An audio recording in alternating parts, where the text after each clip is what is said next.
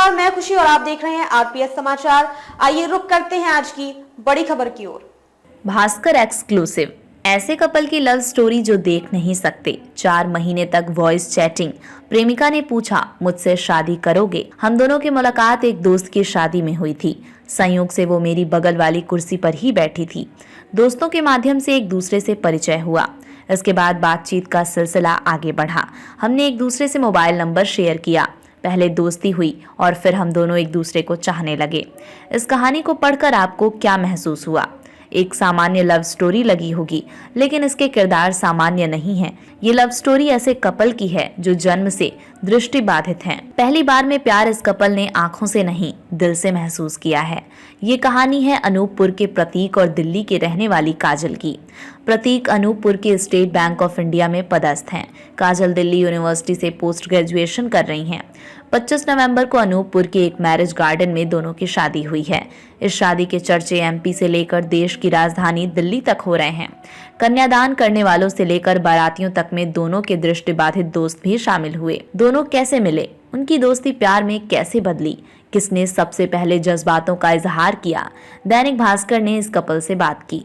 काजल ने देखी प्रतीक की सादगी, भाई रिश्ता लेकर गए। मैं स्वभाव से स्ट्रेट फॉरवर्ड और क्लियर माइंडसेट रखता हूँ। शायद मेरी इसी खूबी की वजह से काजल ने मुझे पसंद किया होगा। प्रतीक की इस बात पर काजल भी सहमति जताती हैं। काजल ने कहा, जब हम मिले और बातचीत हुई तो मुझे उसकी सादगी पसंद आई। प्रतीक चीज़ों को बेहतर ढंग से समझते हैं। जब मैंने उनके बारे में अपने भैया को बताया तो वो रिश्ता लेकर अनूपपुर गए। दोनों परिवारों के बीच बातचीत हुई। इस तरह से हमारी शादी पक्की हुई। प्रतीक 3 भाइयों में सबसे छोटे। काजल के माता पिता बचपन में गुजर गए। प्रतीक 3 भाइयों में सबसे छोटे हैं। बड़े भाई कपिल गुप्ता बिजनेसमैन हैं। दूसरे नंबर के भाई प्रशांत गुप्ता टीचर हैं। परिवार का उन्हें पूरा सहयोग मिलता है। इधर दिल्ली की रहने वाली काजल की कहानी इमोशनल है। काजल बहुत छोटी थी तभी उनके माँ पिता का निधन हो गया था।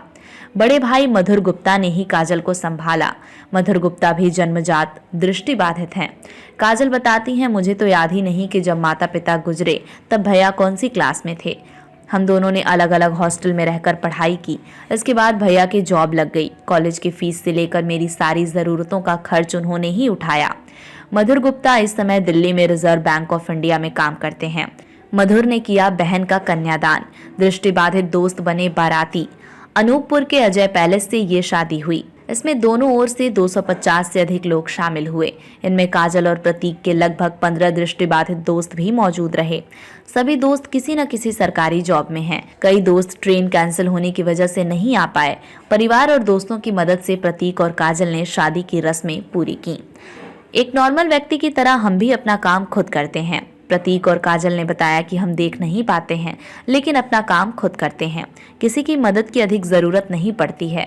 काजल दिल्ली यूनिवर्सिटी से ही डिस्टेंस लर्निंग के तहत पीजी की पढ़ाई कर रही हैं। उनका भी सपना जॉब करने का है। काजल को बहू के रूप में पाकर प्रतीक की मां सावित्री भी बहुत खुश हैं। कहती हैं कि मेरे 3 बेटे हैं, कोई बेटी नहीं थी। काजल भी बेटी की तरह मेरे परिवार में आई है। बेटी की तरह ही उसका ख्याल रखूंगी। काजल ने भी कहा कि ससुराल में आकर माता पिता की कमी पूरी हो गई है। खबरों में अब तक के लिए बस इतना ही। फिर होगी आपसे मुलाकात ऐसी ही एक और बड़ी खबर के साथ। तब तक के लिए नमस्कार और देखते रहिए आरपीएस समाचार। ऐसे ही लेटेस्ट अपडेट्स के लिए हमारे चैनल आरपीएस समाचार को सब्सक्राइब करें और तुरंत नोटिफिकेशन पाने के लिए बेल आइकन प्रेस करना ना भूलें। अगर आपको हमारी खबर पसंद आई हो तो इसे ज्यादा से ज्यादा लोगों तक जरूर पहुंचाएं। हमारे वीडियो को लाइक कर चैनल को सब्सक्राइब करना ना भूलें। इस वीडियो के बारे में आपकी क्या राय है? कमेंट सेक्शन में जरूर